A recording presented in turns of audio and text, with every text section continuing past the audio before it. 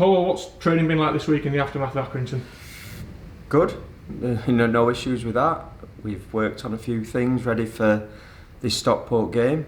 But other than that, everything's as it should be. In terms of we had a disappointment, and you have to get over that. And that's the thing with football. The challenges come thick and fast. No midweek game this time, but at the same time, it's only a week away. So we focus on Stockport, and we know what challenge that is. I don't think it gets more difficult. The league, in our league at least, the table suggests that. But we go there with a plan, with an idea, and I want more than anything a mentality from the players to go and get a result. And we want to be really competitive. We know, like I said, the challenge ahead. But that's the message to the players, and I want to see that determination come through. Just before we touch on the Stockport game, just looking back at the Accrington game, you'll have looked at it with the analyst, you'll have looked at it with your coaching team. What are your further takeaways from Saturday's afternoon? I think we started the game well. We had sort of 20 minutes or so where definitely on top of the game. I think in truth we've been pretty good this season at the way that we've started games in the main. And then it maybe got a little bit scrappier, but still, more than sort of comfortable. I think that was a word that was used after, not from myself, but from sort of the staff, that they felt comfortable in the game. And second half, we had sort of the wind against, which made it hard in some regard in terms of getting out in a very basic and easy way, but still felt we were doing more than fine. We then miss a chance, we know that I think someone described it as a bit of an energy sapper. Kind of get that because of how things play out after, but you wait for that next chance. But we missed that, we gave a sending off, and 2 minutes later they score a really good goal from their point of view. We made a slight error in the build-up, but probably more often than not you get away with that. But as I said, he scored a fantastic goal. I think after that, I look at it, the response was good. We forced a number of corners. We've had Danny Amos strike from about 25 yards out, it's been tipped over.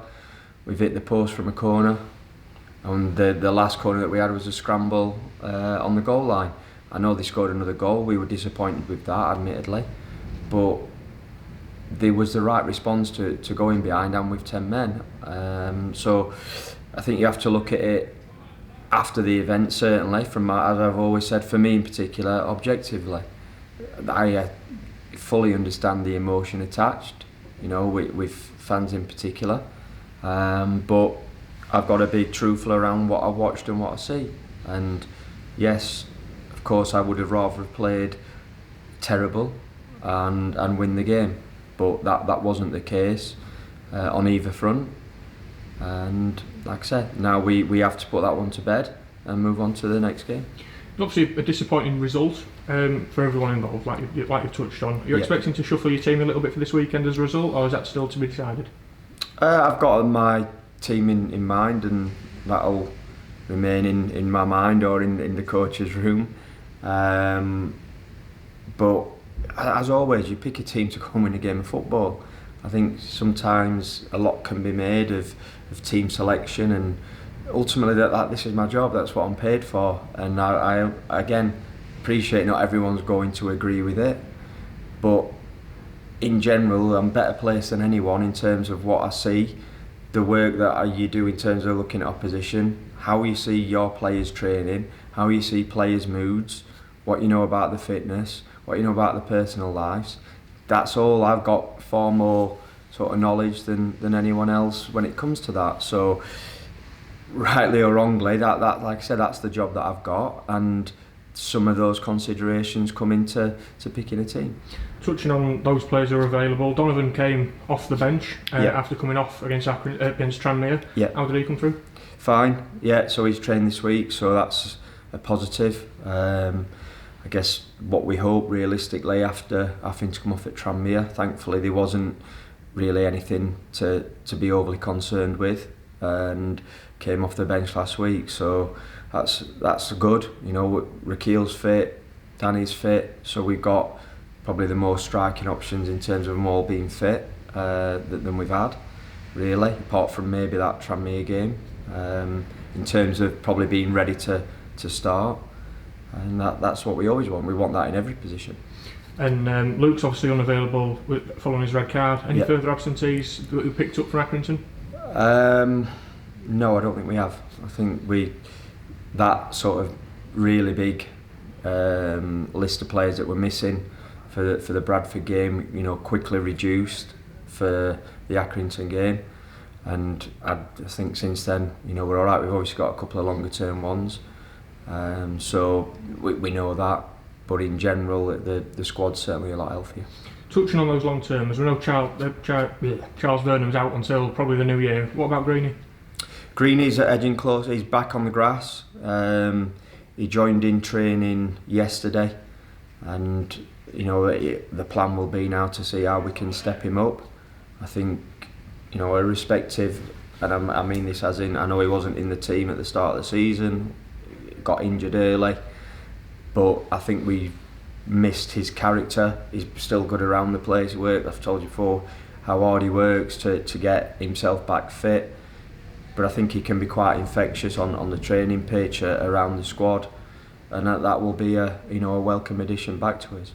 And touching on Stockport, unlike last season where they were mid-table until the turn of the year and then had a spurt in the back end of the season, they've started pretty well this year, haven't they?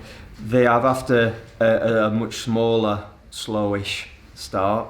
I don't know, it seems to have been a bit of a trend of theirs, but as you sort of touched on, they've sort of got out of that much quicker this time around, and I think certainly most people's, or one of the favourites, after going so close last year, and then have strengthened the squad. Still got quite a few players from that group that did get promoted though, and I think what they've always seemed to have had, and maybe even going back sort of Conference North, is players at the football club that in reality should be playing higher. I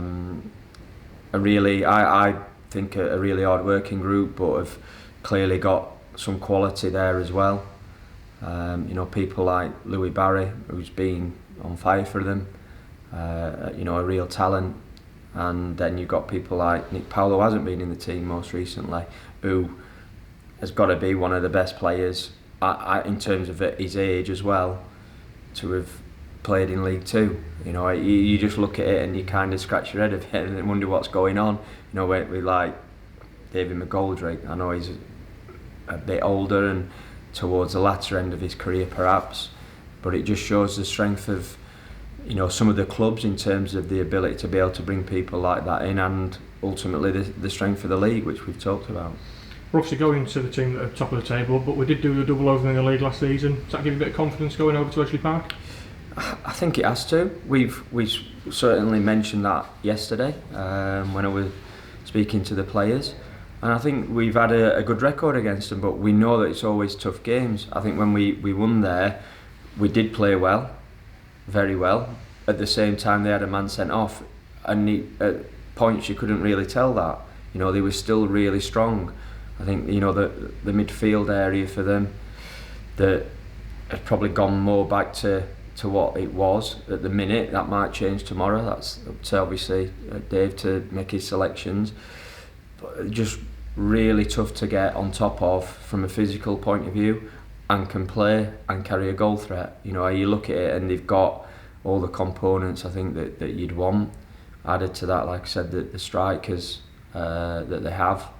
So we've got to draw some inspiration from that and see if we can get another result that would, I guess, surprise a lot of people. You know, there's no hiding from it. We're going to be big underdogs in the game. I think they're on the way to trying to achieve a club record of victories, and I'm sure all the neutrals and probably Stockport fans, maybe some of our fans, will expect a Stockport win.